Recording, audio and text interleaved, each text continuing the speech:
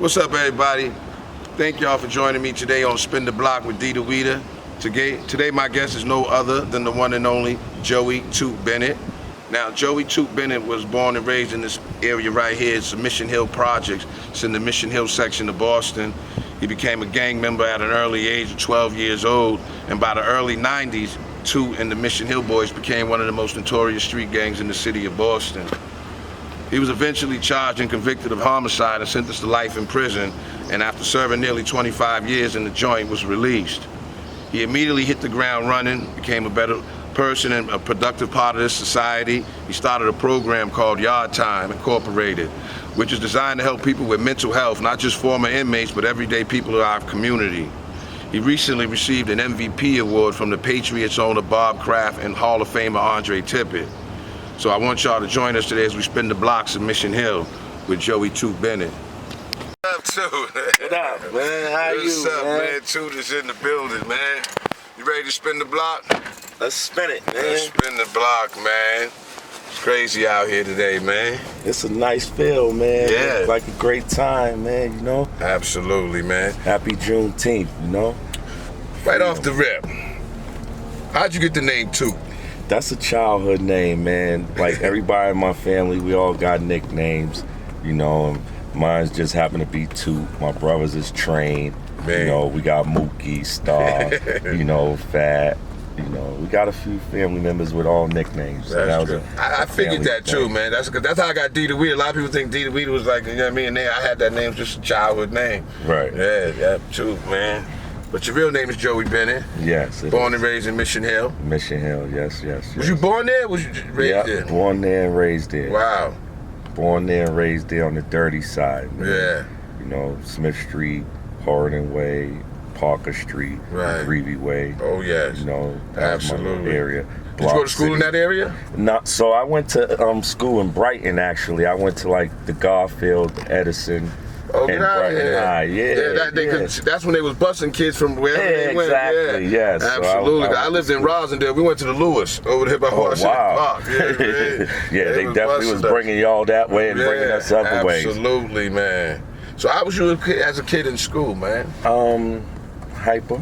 Yeah. Hyper. But I did have a thirst for math at that time. You know, I was pretty good. I did all right, but you know, one of my best things was once they gave us a basketball team in middle school, that made sure I was able to, you know, go ahead and learn more, because you know you had to get your grades right in order to play ball. So I was happy to be doing the ball thing, you know. But then I wind up getting introduced to selling drugs and stuff, man. Absolutely. And, you know, school came secondary. I went when it was necessary, just enough to pass each grade. But you know, at the same time, I wound up getting caught with some crack in school back then. How old was you? I was 12. Get out of here. Yeah, I was 12, and I was in the sixth grade. Yeah, sixth, 7th grade. Yeah. It was middle school.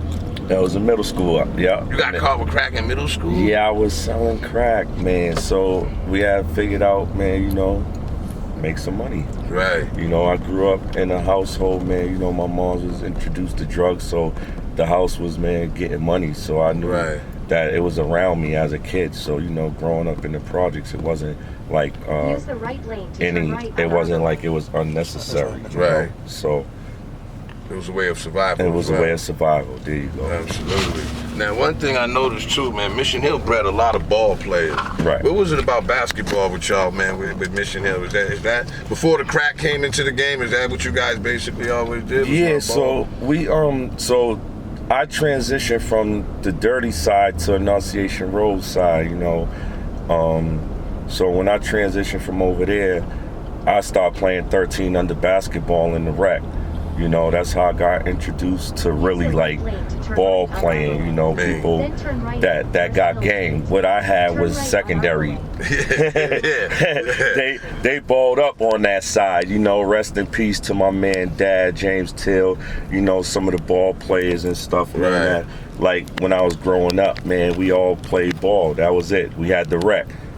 What's my man name that went pro from the Bricks? He went to, I think, Minnesota Timberwolves for a while. Who?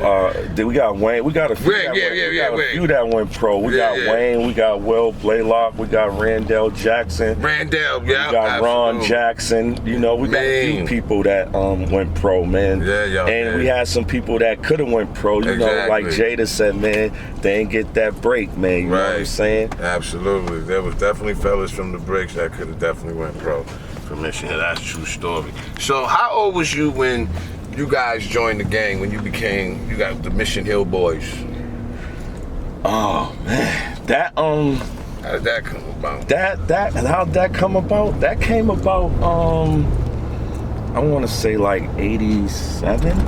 Yeah, 88. When you guys wore the Michigan, the yellow, the. So we didn't even start with the Michigan hats. We started with these Louisville hats because we was cool with JP and. You know, so we combined with these Louisville hats, man, and we was young, you know what I'm saying? That's when Parker Street was jumping. Right. You know what I'm saying? So yeah, Parker Street Lounge. So, you know, yeah, exactly. That always bring fond memories. You know, so I mean, we seen different neighborhoods coming down there. We got introduced to the gang life just by like watching the Castlegates, the Corbett's, you know, the older heads, and you know, the Point dudes, sealing them dudes, you know, just real dudes that was out in the street at the time, you know, and this was our home, you know what I'm saying? We this is where everybody comes, and we growing up, we learning what's going on. We got to defend our home, man, you know what I'm saying? Not to say that we was beefing with any of them dudes, but you know, at the end of the day, watching, really, I definitely, you know, give it up to my man Collins, you know what I'm saying? Because he came down there, you know, he was from, you know, at the time, the Joes, he was with the Joes, so he came down there, I met him, that's who I was hustling with, you know what I'm saying? He showed me how to get money, stack money, you know what I'm saying? Introduced me to a different part of the game, and you know, in the process of doing that, I was a student just learning, just sucking it up. Him and Tweet, you know, different dudes at the time, man, that was just took me under their wing, man, and I was following, you know what I'm saying? I had to, so, you know. Coming down when Mission Hill started, how many was you guys? How many? It was a whole project. Yeah, the whole project. It was a whole project. So none of them was just jump-ons. Like it wasn't just like only 10 of y'all, and then everybody else just said they was a Mission. It was really like everybody from the bricks was down. Well, at the time, it was a good 20 active. Yeah. You know what I'm saying? And then we had females that made up for the the other part of it. You know what I'm saying? So if we going out, it's looking like, you know, it's 30 of us. Exactly. You know what I'm saying? And we're having fun. And mind you, at this time, we don't got cars. Right. We can't spin the block. We got to get on the bus. That's right. You know what I'm saying? That's how we moving around. Or whatever. Yeah. You know what I'm saying? Garden. Absolutely. That's dope, man. Because that's funny you brought up Collins. I was going to ask you about Collins as well, man. And Collins was a member of Mission, right? Yeah. Definitely with the Mission. How did you find out Collins had passed away? Wow, man. I was in Norfolk. I was at MCI Norfolk. And I was watching the news. And it showed a Boston man got killed. You know, and then I'm looking, but I didn't know it was him until Emmett Ware came and told me. I mean, Emmett Snow, my apologies. Emmett Snow came and told me, you know, and I called home and it was confirmed. It was devastating, you know. Right. I was very devastated. Like I said, he introduced me to everything that I seen. You know, being around him was a joy. It was a pleasure, you know. Absolutely, man. Now, do you remember the first time you was locked up? You remember the first time you was arrested? As far as what, juvenile? First time you was ever handcuffed. You remember? Probably was a 12-year-old time. Yeah, it was. Yeah, I mean, so before I started selling drugs, I was a thief, man. I was a thrill junkie. So I used to ride dirt bikes, scooters, mopeds, anything. So, like I said, in the process of going to school in Brighton, you know, we would get on the bus, and while we're on the school bus, I'm scoping out dirt bikes and stuff that I see in the yards and stuff. You know what I'm saying? So now I'm coming back when they dropping me off from school. at the bus stop, I'm getting back on the train, the green line, to go back out there and get that bike. You know what I'm saying? So, you know, I got caught a couple of times doing that. I wind up learning how to pop the U-locks, and when I learned that, there was no bike, no dirt bike, no scooter, no nothing that was safe. Wow. So that was your thing, dirt bikes, and I never knew how to ride the dirt bikes. I always wish I could, but damn. Yeah, I had fun on them, man. Dang. Now, who was some of your OGs that you looked up to coming up out of Mission? Like, who was some of the dudes you remember was the first ones getting the money, the flash dudes that you was like, yeah, one day I'm gonna be like that? You know what I mean? The projects have any of them for you? Yeah, he definitely did. You know, rest in peace, like Babe Bro. You know, Babe Bro was somebody that, you know, I admire, respect, looked up to, you know, at the time, man. I was a young man. Sean put me on, you know what I'm saying, T-Shaw with, you know what I'm saying, when I was young. But, like, the most influential person that I would have to say for me would be Blake. I mean, haha. Big Blake, what up, Blake? Nah. It was all love. It was more so China. You know what I'm saying? They always was together, but you know, China Man was like the most important man to me, man. Like I really admired that man. You know what I'm saying? Like him, Vito, Jimmy Clark. You know. Donnie and stuff, you know, I admired all of them, man, you know what I'm saying, coming up. But the thing was, they wasn't into what I was learning, you know what I'm saying? So it was more so, they were more like the older dudes from my neighborhood, but I was trying to learn how to be the dude from outside of Mission Hill, you know what I'm saying? We had a reputation for basketball, and at this time, gang lifestyle was on and popping. So, you know, I more so had to go up there and learn to hang out with the Interville dudes and stuff, be around Darius and Frank's from my block, you know what I'm saying? Jimmy Worthen, you know, they all from my block, but they were up there. So, you know, when I went up there, the basketball went out the window. You know what I'm saying? Basketball went out the window. You know, like I learned gang culture up there. You know what I'm saying? Absolutely. Being around them dudes, man, and you know, it was always a sponge for whatever I was getting into. Learn it, and keep learning it. Eventually, you was charged and convicted of homicide. Correct me if I'm wrong. And you sentenced to life in prison. Yeah. What was that like, man?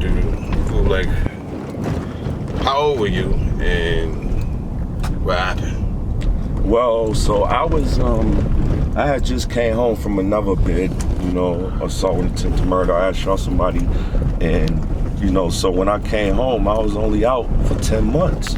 I was enjoying life, man, at the club, and, you know, at the same time, you know, shit was going on. So there was a situation that occurred.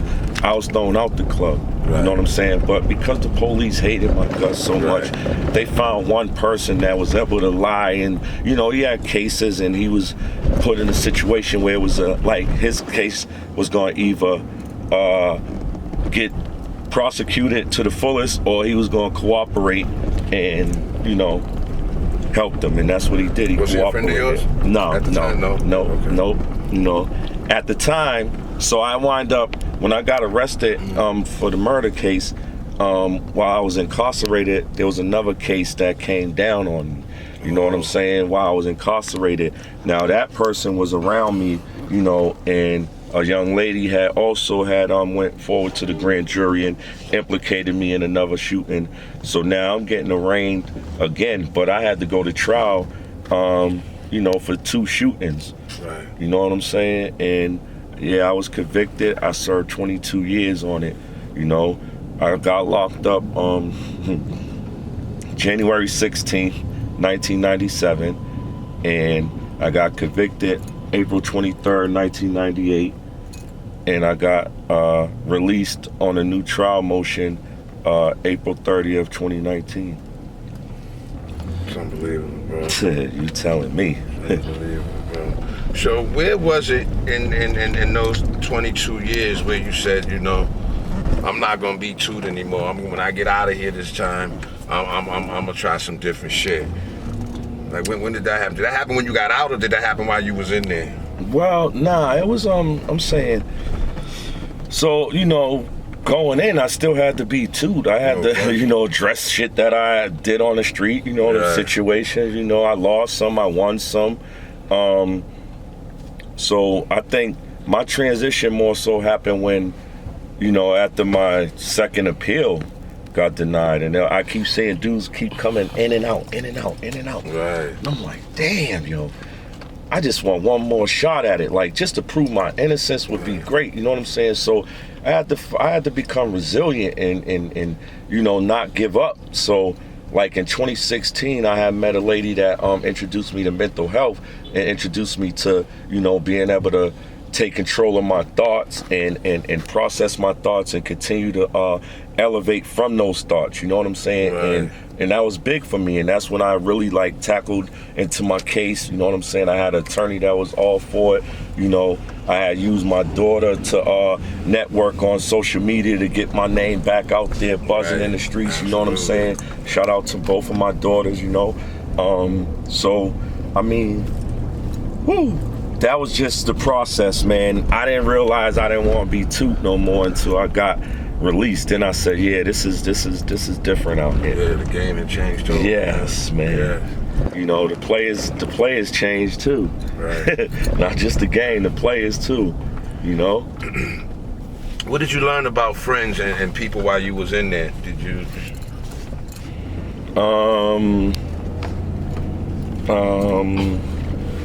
More so, people be loyal to you to your face, man. But as time goes on, man, that loyalty, man, doesn't equate much, man. You know what I'm saying? It doesn't add up much, man. You know what I'm saying? Right. As years goes on, you might still have a couple people that's still loyal to you. You're still friends with them, but you more so, you can't value the loyalty anymore. You know what I'm saying? Right. Because at the end of the day, man, certain people be putting that to the side and do what they got to do for them in order for them to survive on their own. So I judge loyalty different now. Me too. Yeah. So let me ask you, like, during your days of being with the Mission Hill gang and you guys was in the streets and everything was what it was before you went away, like, who would you say was the biggest gang out there besides y'all as far as a rival? Like, who was y'all's main rival that back then when y'all was kids? Who y'all couldn't stand back then? I can't, you know what? It's and this ain't even no arrogant shit, but like, I was beefing with everybody, man. You know what I'm saying? Like, I was doing dumb shit. Like, I was robbing people for their jewelry. I was doing dumb shit. So I didn't have Is that what started a lot of some of the beats? Yeah, that's what started it most of the time, man. We would get intoxicated, go to clubs, act a fool, snatch some chains, you know what I'm saying, take some jewelry, I was only like a $1.50, so I wasn't going for much, you know what I'm saying? Right. So, at the end of the day, if it's 30 of us, somebody's jury's getting off their neck. You know what I'm saying? Is that what usually I was the first? Biggest rivals? Huh? Like, was that like as far as like academies or JB? Y'all never beef with them? No, well, we by default. Right. You know what I'm saying? We was cool with JP. They was beefing with academies. They was cool with Highland. We was beefing with Highland. They was cool with South End. We was beefing with South End. Right. Everybody. So basically, that's how the whole Scat G thing came, and that's when the whole Intervale, Mission Hill, Corbett, the syndicate USP. So you guys' allies was Intervale, Corbett, Vamp Hill, He Street, at the time OP. Yeah. You know what I'm saying? It's funny, I do see all the OGs, like you guys, you guys do have mad love and respect for each other, like when we have events and things like that. I see you guys, those crew that you just said, like you and Darius and, Corbett dudes and shit like that, Yeah, definitely, you know what I'm saying? Like, that was the time when it was like at its height, 152 people. You know what I'm saying? Yeah. Like, there's people gone to this day that, dudes be like, damn, we glad we survived that. you know, and you know, some people didn't survive that. Right. You know, I tell you right now, consider yourself prison, a survivor? Yeah, I was going to say, prison saved my life. You think it saved your life? I know it did. You think you would have been dead if you wouldn't? Of course, my whole immediate squad's dead right now. Yeah. You know what I'm saying? Some of them's alive, doing other things. All the way down, all the way down. Yeah. You know? Yeah. This place looks a lot different. It does. It does look a lot different. I get lost in there. Like, I don't even be, you know, knowing where to go sometimes, man, because I don't know. Some of these streets is one ways, two ways, and yeah, you know. Did you come here immediately when you got out? Yeah, I came to see my aunt. I came to see my aunts and them. Yeah, so not immediately, no. Yeah. I'll probably say like a couple of days later. You know what I'm saying? Yeah. I was just so overwhelmed with being home, and at the time I had a 4 o'clock curfew, so I was living in Worcester, so I was out of the city. Like, you know, I was only able to move around from 7 to 4, so by most of my days was spent on that Mass Turnpike on the way home back, you know, back and forth, and then they extended it to 7 o'clock, so, you know. What was the terms of your release? Was you released on parole, or did you wrap up? Did they just throw your case out? How did you end up? No, so actually, you know, they still prosecuting me. I'm about to go to trial. For the same charge? For the same charge. So you was released and granted a new trial, but the charges were never dropped? Never dropped, nope. So you technically still facing murder charges? Yes.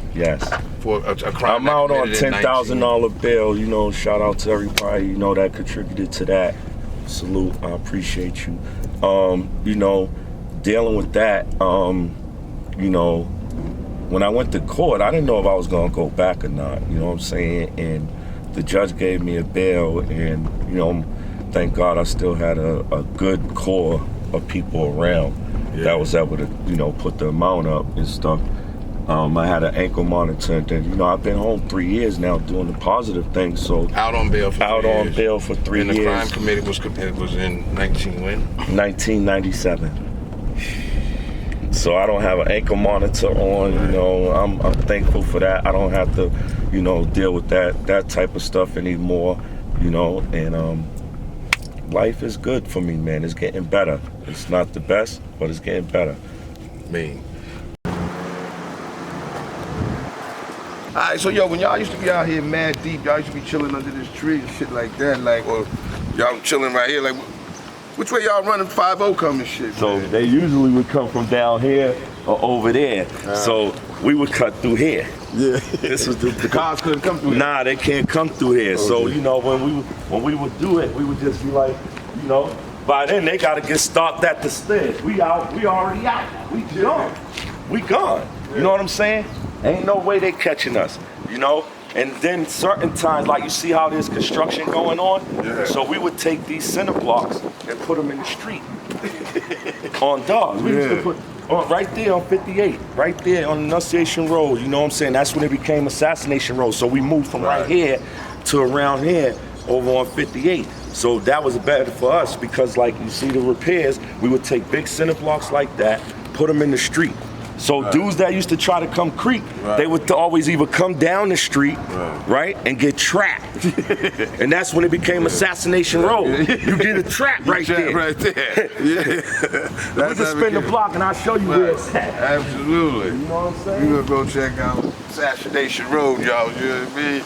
Better put on your bulletproof vest. We spinning the block with Toot.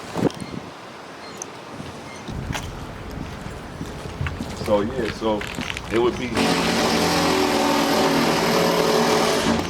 Hey, excuse me, sir. Let me do it. Can I just get 2 minutes? I'm just shooting a documentary, just 2 minutes. Thank you. Yeah. Thank you. Yes, sir. So you see how they making repairs out here, right here and stuff, you know, there will always be cinder blocks. Yeah. So when we had the cinder blocks, we would take them from right here or wherever we was at, but mainly we would make sure that they're in the middle of the street. Not right here because they can see it, they're too close. So where we stood at, mind you, we got the park, we chilling, right here in the park, you know what I'm saying? Right. So if we moving all the cinder blocks We putting them right here. We putting all the cinder blocks right here. In the middle of the street? In the middle of the street. The police ain't getting out to move them. Right. You know what I'm saying? Right. A lot of dudes used to think they was gonna come creep us from this way. This is a two-way street. Right. So you come down here, here's our block, this is 58. I can chill right here. Right here. We went from over there to over here. Right here. So when you come right here, oh, you think you're gonna come down and do a drive-by, you're gonna get stuck with a whole bunch of cinder blocks. I can't tell you how many crews done jumped out of their trucks or cars running up that street right there. Running up them hills, bro, because they thought they was gonna be able to come down here or come this way to light us up, man. We was always out here. Every day. My man lived right here. Oh, okay. My man, Bowie lived right here. Get out of here. Oh, yeah, this is a Bowie live. Everybody lived in this building. Tweet lived on the 4th floor. Dana Rice lived on the 7th floor. You know what I'm saying? Everybody lived in this building. So this was really the block. My man Mick lived over there. The only person that didn't live on this side was me. Yeah. So I would have to travel from this side to the other side every day. Right. You know what I'm saying? But I loved it. I loved it. Right. You know? And this is where it became Assassination Road, just because you get caught right here. Yeah. Don't get caught right here. Rule number one. Boy, don't get caught right here. Yeah. Because there'll be cinder blocks. Right. You know what I'm saying? And that's where the difference is now. Now it's cameras everywhere. Right. You know, things of that nature. Oh, so, you know, I don't know what they do now, man, but back in our days, it was fun out here. Yeah. You know, and then we took our show on the road. That's when we became, you know, like early 91. Right. That's when we became Mission Hill for real, like 91, 92, 93, 4, so on. Y'all became the force. Yeah, you know, because at the end of the day, we wanted to be recognized, and we always been recognized for being a ball player. You know what I'm saying? We always had the basketball talent. Nah, we put them basketballs down. We became a gang. That's when the Michigan hats came out to play. Yeah. You know what I'm saying? Absolutely. Those hats came out in like 91. That's when everywhere was big on hats and stuff. Where you was from, you represented your block by putting on a hat that represented your neighborhood. Right. So you know, them M hats fit well for us. And at the time, it was all about the Fab Five and Michigan and everything else at that time. So we fit right in on that. You know what I'm saying? So that was the story of how that all began, man. You know? So now there's a whole new Joey Bennett, whole new life, whole new everything. We're gonna spin the block. We're gonna talk about this new program that you started, Yardtime, which is huge, man, and it's making big airwaves and all that, you know, and getting recognition from big time billionaires like Bob Kraft and all of that. Yes, sir. So we're gonna spin the block and talk about that. You ready? I'm ready. Let's do it. So, Toot, let me ask you a question, man. You ever seen any niggas that you did shit to before you went in now? Like, do they ever, like, whatever, have you ever ran into somebody from some shit you did in the 90s? I've seen a lot of them. Most of it, thank God, I've seen them in jail. Yeah. You know what I'm saying? So I ran into a lot of dudes in jail, and you know, like I said, I had to still be Toot, and they was them, and we had to address the issues, cause it's like, you know, ain't nobody gonna accept it if you real. You ain't gonna accept it, you know. So, like I said, I won some and lost some, but you know, and thank God we ran into each other in that situation, because it gave us both opportunity and reflection. You know what I'm saying? Like, what was we even beefing over? You know what I'm saying? Why was we, you know, other than that? You know what I'm saying? But shit like that. But now as grown men, I see a lot of people, and we don't have no issues. Right. You know, everybody's grown up. Exactly. Yeah. How did you start Yardtime? So the name derived from like the yard, you know, being if I didn't get a visit, if I couldn't get through on the phone, if I didn't get no mail, you know what I'm saying? The next best thing, man, for happiness and joy, man, is to go to the yard, you know. So when the CL yelled yard time, you know, that was it. That was the joy, man. But like, so we wind up getting these tablets in jail, and when we got the tablets, you know what I'm saying, I have my own music and stuff. Now I don't have to listen to the radio 94.5 and stuff. So, you know, when he called yard time for me now, it's like, yo, I'm going to the yard, I'm getting it in, I'm walking, I'm working out, I'm smoking in the yard, we drinking in the yard. You know, me and my man Teddy from Corbett, we used to have basketball tournaments in the yard, man, like we was up Washington Park, man. That's how much I missed it, you know what I'm saying? Like, I was really like Birdie, you know what I'm saying, sponsoring basketball leagues, you know, letting them know, like, yo, man, I just miss being up Washington Park, man. Let's go on and put some teams together. Nobody argue, man. Go on and put some teams together and let's, you know, have fun. So, you know, I made it what it was, you know what I'm saying? I made it yard, like I wanted it to be structured how Washington Park was. The only thing we was missing is freedom and women, you know what I'm saying? But we had the opportunity to still enjoy ourselves and stuff like that, you know? So that's where Yardtime came from. The original concept of the gorilla monkey, that came from the movie Planet of the Apes, Caesar. You know, because that's the logo for Yardtime. That was the original logo for it. You know, then I realized I can't get no donations, no grant money with no gorilla with bars on the front of it. You know what I'm saying? But like that movie, I'll tell you to this day, it was one of the most inspirational movies I could have ever watched because it rejuvenated me to want to get out of jail. So when you say, when did I decide that I wanted to do this work? When I seen Caesar unite a whole community of apes, and I said I want to come home and do that. I want to, you know, my initial focus was dealing with the youth and trying to stop them from coming to jail because I seen so many of them coming into jail at 20, at 19 with life biz, wasn't even living. I didn't really even live, but I had fun. You know what I'm saying? I had fun. So when I started dealing with them, I realized there was a huge disconnect and disrespect. And I said, I am not gonna tolerate this. I know some of the older dudes out here that was with these young dudes misled them, misguided them for them to be disrespectful. And I said, I gotta get away from that. And I shifted my focus to guys that are coming home and the mental health field because I suffer from mental health illness. You know what I'm saying? I'm bipolar. Like, you know, people know that. Like I snap still, but I try not to, you know, do it as frequent as much and as, you know, I don't want to do it in a manner where I'm being considered dangerous or harmful. You know, sometimes I just have bad days and I struggle with trying to get it together. So how long have you known you was bipolar? I learned in 2016 when I mentioned to you that the lady that I talked to that was mental, she was a mental health awareness. I was dealing with some things, man. Like I said, I didn't think, man, I deserved to be there, and I didn't know if I was gonna ever prove my chance to getting out. So, you know, that's when I got diagnosed, you know, with bipolar and other things, you know. But I try to maintain it as much as possible, you know. I ain't afraid of it, you know. So things is getting better for me, and I focus more on Yardtime in the mental health field now because it's helping me get to heal, you know what I'm saying? Because I dealt with a lot of trauma. Not only did I deal with trauma, I inflicted trauma. I was shot 4 times, you know what I'm saying? So I didn't just dish it out. I ain't gonna say act like I just dished it out. You know, somebody lit my ass up too, you know what I'm saying? Absolutely. So, you know, I was dealing with trauma and, you know, I suffer from abandonment issues. You know, when you're dealing with that, you got a life bid, man. People come and go in your life to the point where, you know, now you're like, yo, some people say I'm cold-hearted right now. Like, I don't care, but I do care. But I just tell people, prison has hardened my soul. Like, it's hardened me. Like, if you don't never been there, you won't never know what it's like.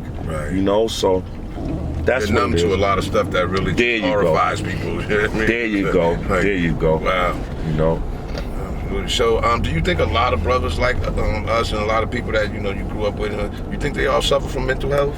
I believe anybody that ran the streets and people and to do the things to inflict the harm that we inflicted, you know, to what degree, I have no idea, but some part, somebody suffering, you know what I'm saying, to, you know, inflict the harm that the type of harm we was inflicting out here, yes. Okay, let me ask you a question. I saw you at Gillette Stadium. You was receiving the MVP Community Award from Bob Graham. What was it like, yo, to see your name, Joey Bennett, up in those lights in Gillette Stadium, like where they have Tom Brady's name and Teddy Bruschi, and now it says Joey Bennett. You know what I mean? Like, what was that like, yo? That was awesome. I'm jealous, man. by the way. That was awesome. Thank you, man. So when I got the call, I was getting ready to hang up. Like, I thought somebody was playing, dog. Yeah, whatever. I literally said that. Right. You know, this lady's like, yeah, Mr. Bennett, you know, we calling on behalf of the New England Patriots, and you know, we want to offer you a New England. Mr. Kraft want to recognize you for the Myra Kraft Community Awards that, you know. Rest in peace to Myra Kraft. Yes, definitely Miss Kraft, rest in peace. And I'm like, yeah, okay, whatever. Who's playing on my phone?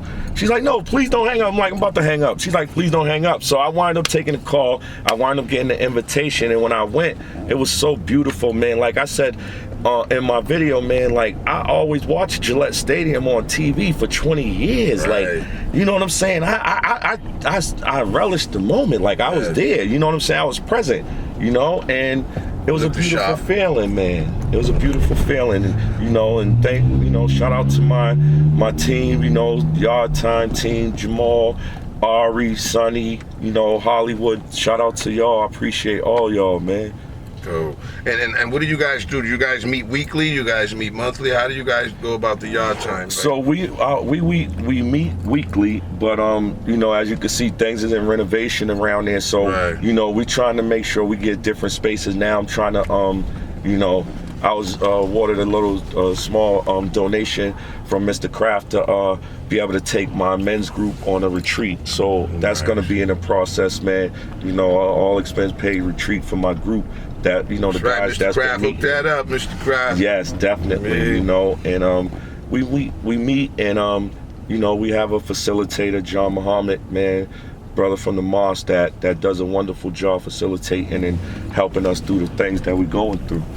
Nice, dope, man. So, what is your plans now, like for the future? Like, now that you've done 22 years in prison, you was like gang member. Like, this is like the second half. This is like second half of your life. You know what I mean? Like, what do you want when it's all said and done? What do you want people to say about Toot, man? I mean, as long as I don't know what they gonna say about me, but as long as you say something good about me, if they usually say it bad, that means I did something to them. But at the end of the day, man, I'm a good person, man. I got a good heart. Sometimes it comes out differently. Sometimes it, you know, I have discipline in other areas and I have no discipline in some areas. So, you know, I just want people to know that I'm a good person and I don't do nothing intentionally to inflict anything. I always be active in a responsive manner. Like I'm provoked in a different manner now. You know what I'm saying? So it's different for me. I want life. I want life. I want life. I don't want life in jail. I want to live life to the fullest. That's it. You know what I'm saying? I don't got time for no BS. None.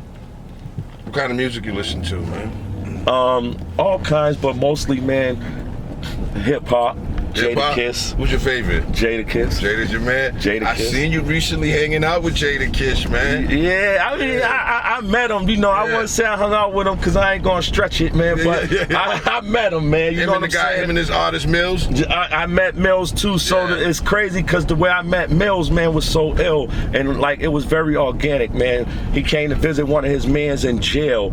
And when he came to visit one of his mans in jail, I seen him. Like I said, we had the tablets. Wow. So I was like, yo, brother, how you doing? It's a pleasure to meet you. My name is Toot. You know, I grew up in Mission Hill. I said, man, I'm a fan. You know what I'm saying? I want to buy your music so I can help you get your sales in order.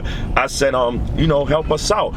And boom, boom, boom, that's the conversation now it started. So fast forward now, when I seen him, I walked up to him and I said, yo, it's a pleasure to meet you. You know what I'm saying? I don't think you're going to remember me, but I met you in the visiting room. The brother said, man, I remember you, OG Toot, man. Yeah. You see me with the OG, man. Yardtime. You see me with the OG, man. He been back.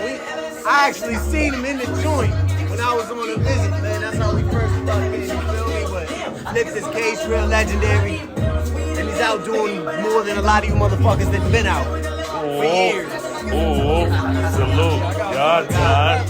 And it felt good because I actually told him in the visit that one day when I come home, I want to put him and Kiss to have a homecoming, like a welcome home party for me. So when I couldn't believe like he remembered most of the conversation, bro. So to get a 2-for-1 that day was beautiful, man. I got the craft award, and then I spun the block around, man, and seen those dudes. And like I told that was Kiss, the same day. That was the same day, different locations. You know what I'm saying? Like I told Kiss when I met him, I said, yo, I always told myself, right? And I'm gonna be real with you, bro. I'm sitting next to Mr. Kraft. He's a billionaire. I ain't know what to say to this man. He whispered in my ear. You know what I'm saying? But when I seen Kiss, bro, I said, I'm not gonna let this opportunity go by, bro. And I said, yo, man, can I have a conversation with you? I just need 120 seconds of your time, bro. He said, huh? I said, I just need 2 minutes. And he listened. And I said, yo, man, you got me through my bid, bro. When we bought our first tablets, all my money went on Jadakiss. I didn't know what songs he had. I didn't care. I bought all his albums, man. And I told him I was a big fan. And, you know, and I said, I know you get paid for promos, but all I'm asking, he said, let's get it, man. Put the camera up, man. You know what it is, man.